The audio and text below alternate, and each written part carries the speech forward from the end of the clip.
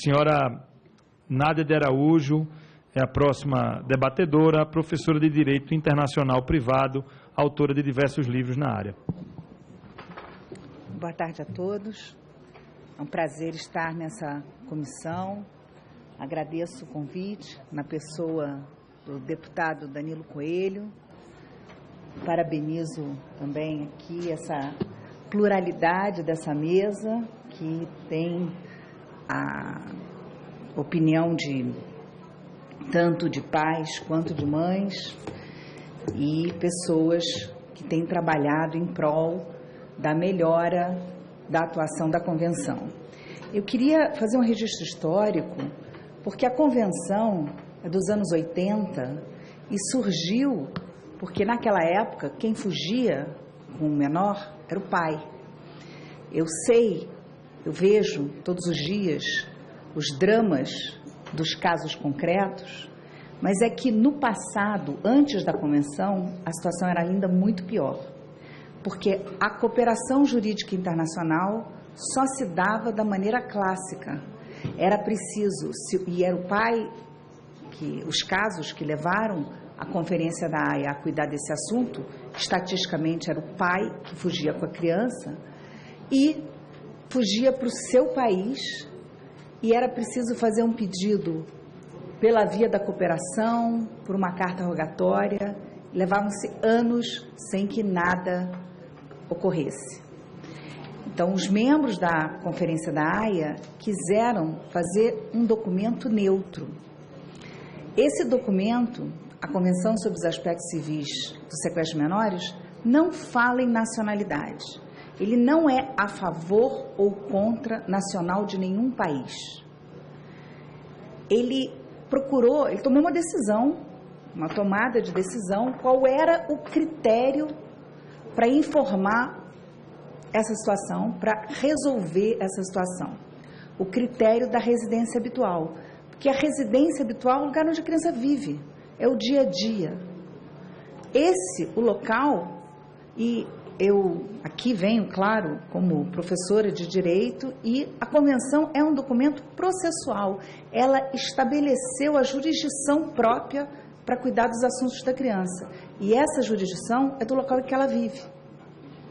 Então, a Convenção não resolve o problema da guarda, não resolve uma série de problemas que, inclusive, a Conferência da Haia está alerta e tem feito reuniões periódicas para fazer mudanças.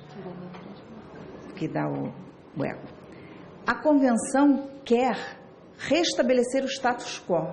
A criança mora num determinado local, está ali, e se ela é retirada dali ilicitamente, ou se não está sendo permitida a visitação, ela tem que voltar para ali, para aquele juiz decidir o futuro. E a mãe volta com a criança, se quiser. Não quer dizer que a mãe entregue ao pai, vai se resolver os problemas da guarda. Eu reconheço que a mulher brasileira no exterior é discriminada, porque o estrangeiro é discriminado. Então não é só a mulher brasileira. O problema da violência doméstica é um problema sério no mundo todo. Há uma série de países, e eu conheço algumas legislações, onde hoje, se a mulher ligar para a polícia local e disser, estou sendo ameaçada, o homem não entra mais em casa, naquele dia. Há, inclusive, países que têm uma postura até mais efetiva que a nossa. Então, tudo isso é muito importante para se pensar como melhorar isso. A Convenção, ela busca um certo equilíbrio. Ela quer que a devolução seja rápida, para que o dia a dia da criança não seja interrompido, alguém que saiu ilicitamente tem que voltar, mas ela também permite que naquele país requerido, naquele país para onde a mãe ou o pai foram, haja um momento, o seu dia no tribunal. Há um processo em que se discutem as exceções. Há um processo em que são demonstradas as razões de cada um. E a Convenção não tem como regra absoluta a volta da criança. Ela tem como regra absoluta respeitar o que é melhor para a criança. E aí você tem as exceções do 13A e B. Se for caso de violência e for provado, você pode, o país onde a criança está nega o retorno. Nós temos tido casos de negativa de retorno, não é algo automático, nada é automático. E tem um outro artigo um pouco menos usado, que é o artigo 20, que fala que o retorno da criança, de acordo com as disposições contidas no 12, poderá ser recusado quando não for compatível com os princípios fundamentais do Estado requerido com relação à proteção dos direitos humanos e das liberdades fundamentais. Esse é um artigo que promove a ordem pública, que permite uma análise a partir da cultura daquele Estado, da proteção que ele dá ao cidadão, e eu volto a insistir, não é com relação ao brasileiro ou ao estrangeiro. Nós temos mulheres voltando para cá porque são brasileiras, que às vezes casaram com estrangeiros, pode ter uma estrangeira que volta para cá, pode ter um casal que os dois são brasileiros. Então as situações são bastante variadas e é possível se chegar à negativa do retorno se for um caso de exceção. Ela também procura ser uma via de mão dupla, que nós vimos hoje aqui. Um pai que reclama da mãe que não trouxe a filha de volta, a mãe que reclama do pai que não deixou a filha ficar aqui. Essas situações são comuns. Por que é que no Brasil nós temos um número maior de pedidos passivos do que de pedidos ativos, de pedidos de quem veio para cá em relação aos que saíram? Porque o Brasil tem um sistema de controle de saída dos seus nacionais na fronteira muito rigoroso. Qualquer pessoa aqui que tem filho e tentou viajar sozinho sabe das dificuldades. A Polícia Federal não deixa sair, tem que ter autorização muitas vezes judicial, há um controle muito grande. Nos países da Europa, por exemplo, não há controle nenhum. Na Inglaterra, se o pai ou a mãe viajarem com os filhos até 28 dias, isso não é sequestro. Ninguém controla as fronteiras. Você sai com muita facilidade. Então, isso causa essa diferença. Os países estão discutindo isso. Há uma série de questões se procurando cuidar mais da fronteira com relação às crianças. A Convenção também tem um papel de dissuasão. É preciso resolver o problema da guarda antes de sair. A Conferência da Haia está procurando trabalhar com a mediação, criar mecanismos para evitar esses problemas. O casamento no exterior se desfez, mas é preciso encontrar uma solução da família para uma convivência. Nem que a mulher fique refém e não possa voltar, nem que o pai fique sem o direito da convivência. É uma questão difícil. A Convenção não tem a capacidade de resolver todos esses problemas, mas está tentando, a Conferência da Haia está tentando melhorar a parte dos acordos. Inclusive, a última comissão, a cada 5 anos há uma comissão especial que discute o andamento da Convenção e, na última, se chegou à conclusão que é preciso um projeto que permita a melhor circulação dos acordos privados. Então, num ambiente de mediação, num ambiente em que o casal chegue a algum tipo de solução, que esse documento viaje bem. E há, no momento, um grupo de trabalho, do qual eu faço parte, discutindo um protocolo, uma nova convenção que dê força a esses acordos privados. Porque, como o juiz, e principalmente quando depois, e eu sei que é um assunto sensível, mas a verdade é que, embora tenha casos dramáticos, também há casos em que, com o tempo, a família quer uma outra solução e quer chegar a um acordo.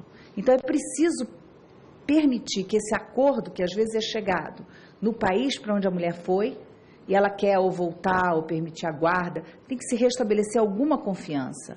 Ou mesmo o pai quer deixar a criança aqui, mas quer garantir que ela vai e vem. Se o acordo for feito aqui, esse acordo pode não ter validade naquele país. Então, é importante ter um documento que garanta esse empoderamento, no meu entender, das famílias. As famílias têm que chegar a uma solução. É claro que há sempre aqueles casos que isso é muito difícil e eu não tenho como aqui garantir que isso é uma solução para tudo. Mas há um grande número de famílias que precisam resolver essas questões. Outra coisa que a Conferência da Haia também tem incentivado, ela se deu conta, e a questão da assistência jurídica é um problema grave. O Brasil é um país generoso, há muitos países que não têm defensoria pública para os casos cíveis, a pessoa não tem advogado, se não for um advogado privado, é uma dificuldade que faz parte do dia a dia de cada país.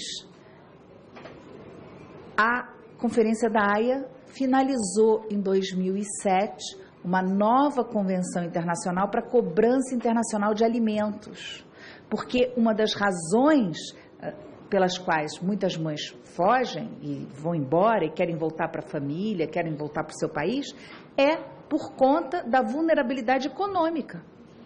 A mulher que vai para o exterior, muitas vezes, nem sempre se integra no mercado de trabalho, tem mais dificuldades, não tem aquela rede de apoio familiar, se vê como mãe cuidando do filho e quando quer separar, porque o casamento já não está em condições, fica sem apoio na parte econômica.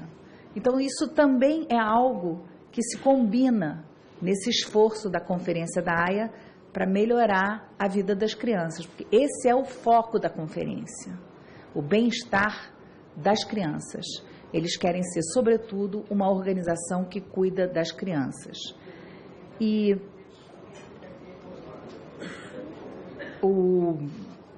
a questão da violência doméstica, ela é seríssima. No meu entender, ela se adequa como defesa tanto no 13b quanto no artigo 20, principalmente porque o Brasil alçou isso à condição de um direito fundamental. E nós precisamos, sim, de muita capacitação. Eu ouvi aqui nessa mesa que o problema são os jovens advogados. Eu só garanto a vocês que no Rio de Janeiro a gente dá essa aula de Convenção da Haia, coloca eles para estudar, coloca os casos. Isso é uma coisa que nós temos um grupo de professores e a gente cada vez mais tem trabalhado com esses temas. Tenho tido muitas monografias de final de curso sobre a Convenção da Haia. Até no site da PUC, as melhores são publicadas e é uma coisa que me dá muita satisfação de ver a juventude envolvida com esses casos. E a capacitação vai envolver muita gente. Eu queria só dar um exemplo aqui, eu estou de olho ali no relógio. Os Estados Unidos fizeram uma lei nova de proteção à criança chamada Lei Sean Goldman, coisa que achei muito inapropriado, porque ele afinal é brasileiro também, né? Mas essa lei é uma lei de apoio e entre os apoios que eles pretendem, eles estabeleceram que em cada consulado americano um oficial é designado para dar apoio a essas situações de sequestro menores de crianças americanas que foram objeto de saída ilícita. Nós também precisamos fazer isso. Essa rede consular precisa apoiar a brasileira ou o brasileiro no exterior também com relação à convenção. Porque se está havendo uma situação de violência doméstica, o consulado pode acompanhar a mulher, pode ajudar na formulação dessas provas, que serão fundamentais depois no curso da ação judicial, seja aqui, seja no exterior. Então, é preciso envolver, sim, todas as autoridades públicas na defesa de quem está em situação vulnerável. Esses eram os meus comentários, eu realmente quero ficar dentro do tempo, agradecer muito esse convite, a oportunidade de me apresentar aqui nessa comissão e estou à disposição para os debates. Obrigado, senhora Nádia Araújo, que é professora de Direito Internacional Privado. Eu passo de imediato a palavra para a advogada Cláudia Garbo.